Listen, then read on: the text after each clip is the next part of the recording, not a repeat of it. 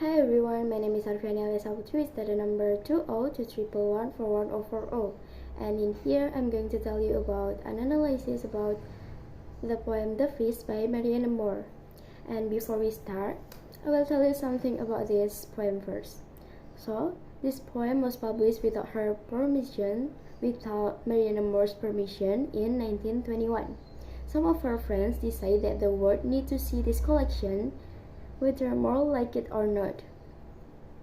In the poem The Feast, an anonymous speaker paints a vivid underwater scene. Sea creatures from jellyfish to crab live and die in the shelter of a nearby cliff whose stones have been hacked and battered by humans. But humanity can't do anything meaningful damage here. The poem suggests the ancient made of stone and sea in jars. And before that, we are going to talk about the summary first. The summary of The Feast by Marianne.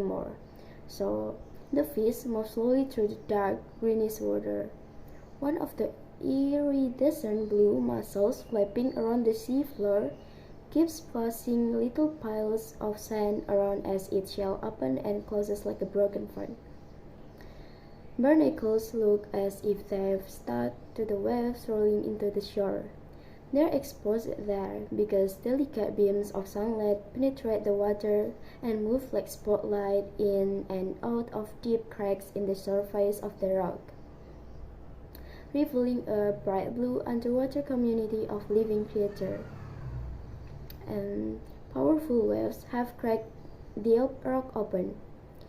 In the crevice, starfish, tiny pink creatures only size of a grain of sand. Jellyfish that look as if they have been splattered with ink, bright green flower like crabs, and mushroom like aquatic plants all rub up against each other. The rock cliff face is marked with signs of violent damage but remains solid and strong. It bears the obvious mark of dynamite blasts, burns, and gases where people hide it with axes. The side of the church that, however, the cliff has proven it can endure, even though it will never look fresh and brand new again. The sea itself ages inside the chasm. And now, I'm going to tell you about the themes that we could find in here. The first is humanity versus nature's permanence. A meditation on the vitality, might, and mystery of the non-human world. The fish contrasts the damage inflicted by humans with nature's defiant endurance. Moore paints an underwater skin teeming with strange and beauteous sea life, mussel fidgeting in the sand, jewel-like barnacles, vivid jellyfish, and crabs. Though humans are nowhere to be found, they have left a mark on a cliff jumping into the waves. Intentionally or not, they have marred part of the cliffside and killed off some of the aquatic life.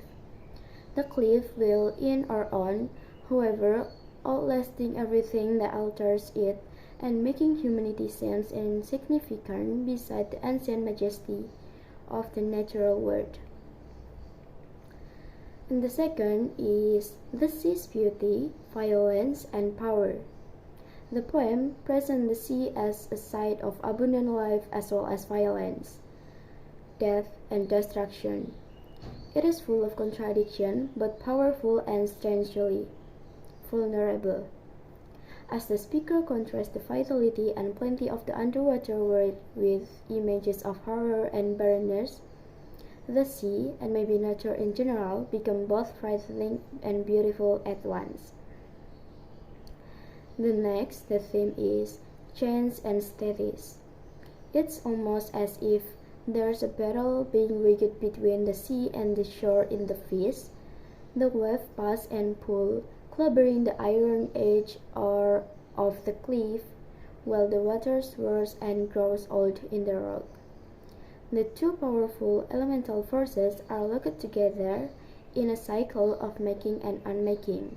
The poem's depictions of this pass and pull suggest that life and death, destruction and creation, and chance and studies are all intertwined and perhaps all necessary parts of an endless cycle. So I think that's all from me, and thank you for watching. See you.